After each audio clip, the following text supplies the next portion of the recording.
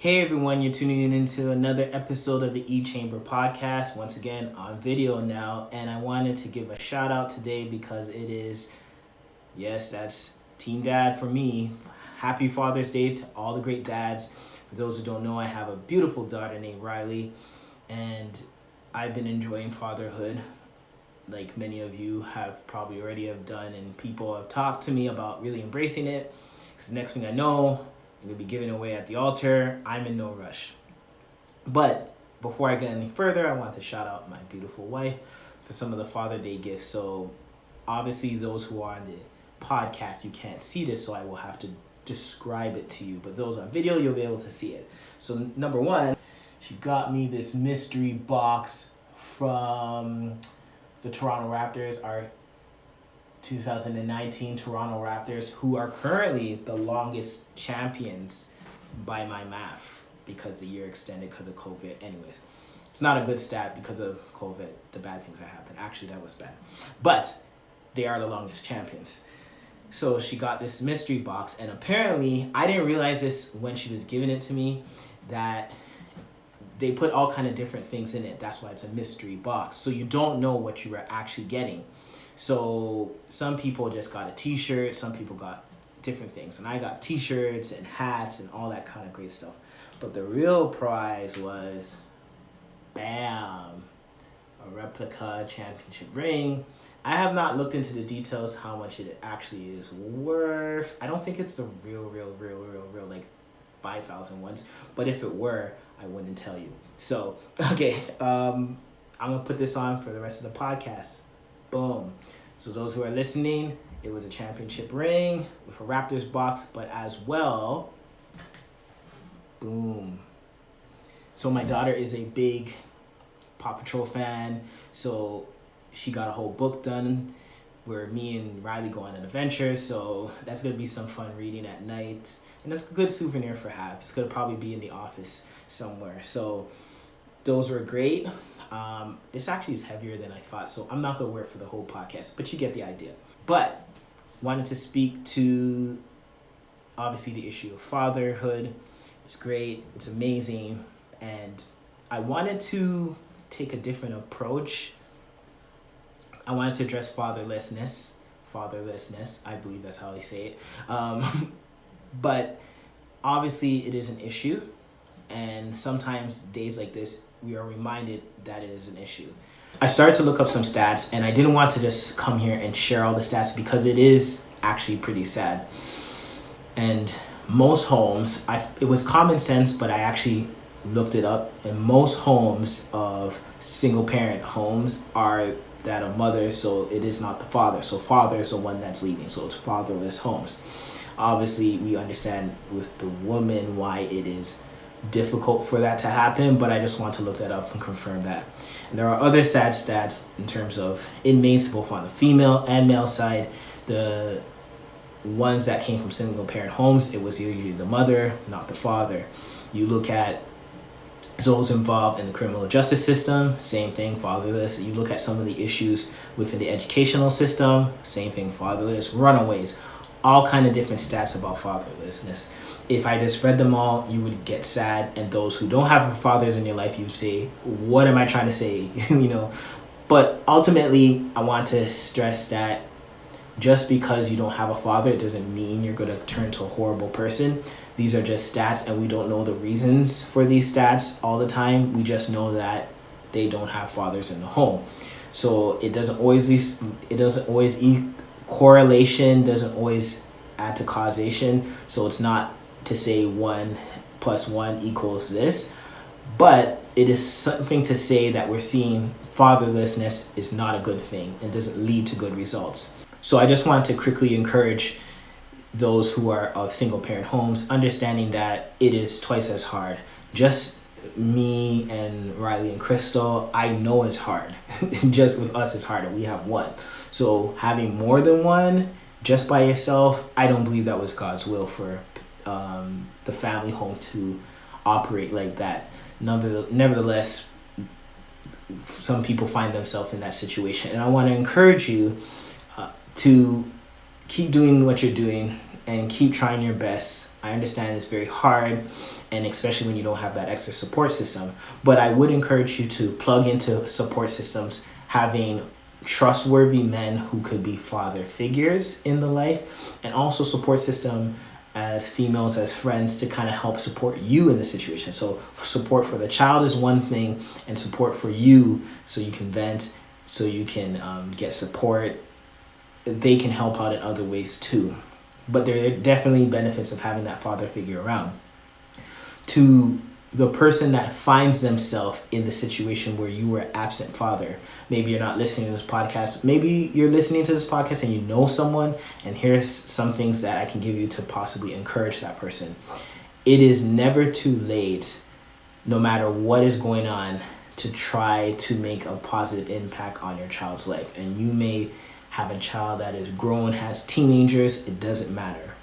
Because I have heard, this is not my opinion, I have heard from a lot of individuals who had absent fathers, and then the fathers came back in their life and they had great relationships, and it meant a lot, and they really appreciated that the father made the effort.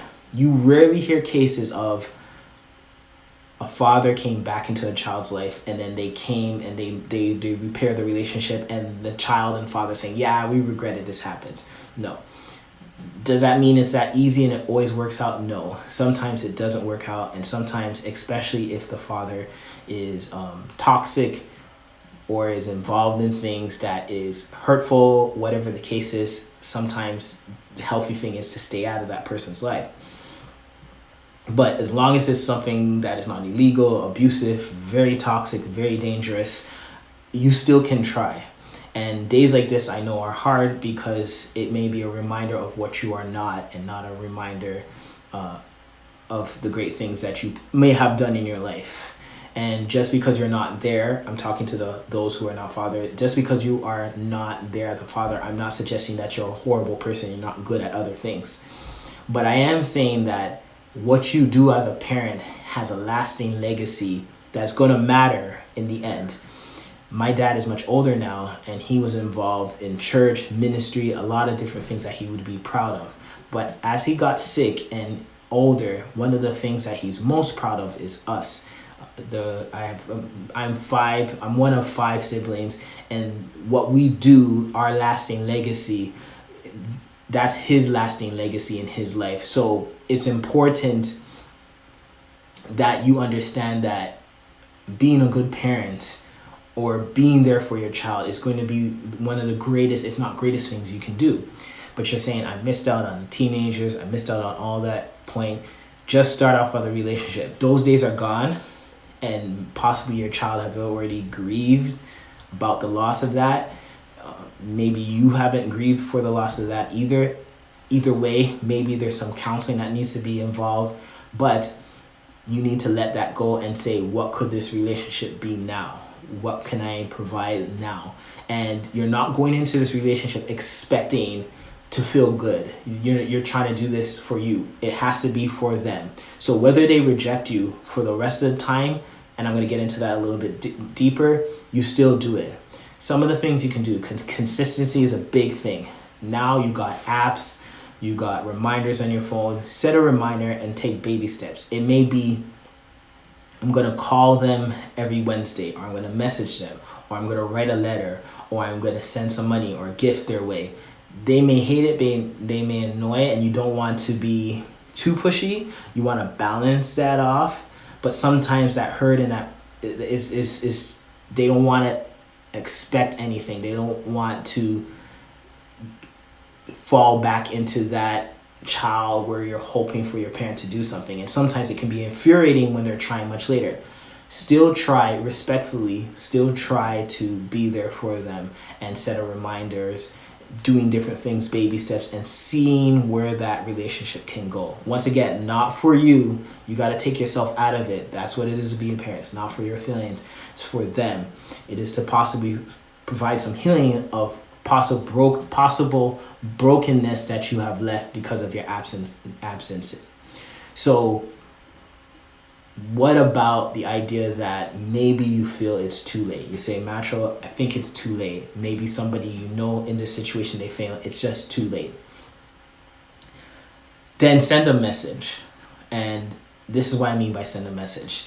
I'm into basketball, as you know, and there was a Lakers game, playoff game, 7-game series, and they were playing somebody, and the game was out of reach. I think it was under 2 minutes. It was like 10 or like 15 points. It was pretty much coastal. But Phil Jackson didn't take the starters out of the game. He made them keep on playing, and they were playing hard.